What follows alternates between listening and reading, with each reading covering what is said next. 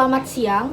Siap, mohon izin. Saya Aurora Septia Fredika, kelas 12 MIPA 2. Pada hari ini, saya akan melakukan percobaan mengenai keseimbangan benda tegar menggunakan batu sebagai pemberat, korek api lidi sebagai petunjuk titik tumpu, botol sebagai benda tegar, dan tali sebagai penghubung. Langsung saja kita ke videonya.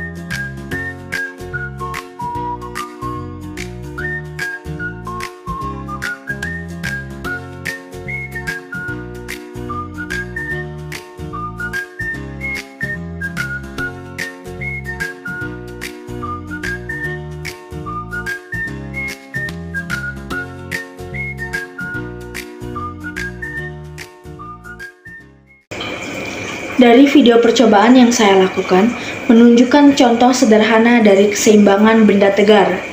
Pada video tersebut, terdapat sebuah korek api batang yang diletakkan secara horizontal di antara dua tumpuan seperti batu bata dengan sebuah botol berisikan air yang digantung di tengah korek api batang menggunakan tali sepatu. Benda dikatakan seimbang jika resultan semua gaya yang bekerja padanya sama dengan nol. Berat botol menghasilkan gaya ke bawah dan tumpuan di kedua sisi batang memberikan gaya ke atas yang menyeimbangkan gaya berat tersebut. Karena gaya ke atas dan ke bawah saling meniadakan, sistem berada dalam keseimbangan gaya. Agar benda tegar benar-benar seimbang, selain gaya harus nol, jumlah momen gaya terhadap titik tumpu juga harus nol. Botol digantung tepat di tengah batang, sehingga momen gaya dari beban botol terhadap kedua sisi batang seimbang. Ini membuat batang tidak berputar atau miring. Sistem ini menunjukkan keseimbangan stabil karena selama botol tetap berada di tengah dan gaya-gaya tetap seimbang, posisi batang tidak akan berubah. Jika diganggu sedikit, sistem dapat kembali ke posisi semula jika gangguan tidak terlalu besar.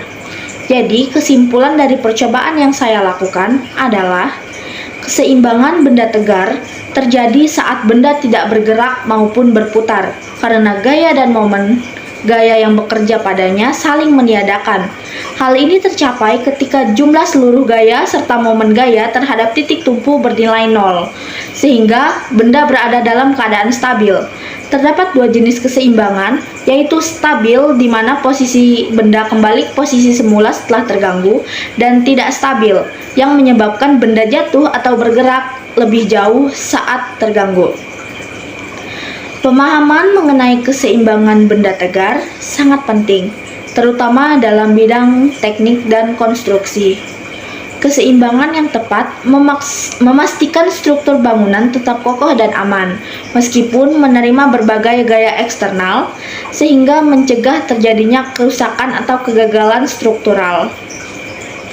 Sekian yang dapat saya jelaskan. Mohon maaf bila ada kesalahan kata atau penjelasan. Terima kasih.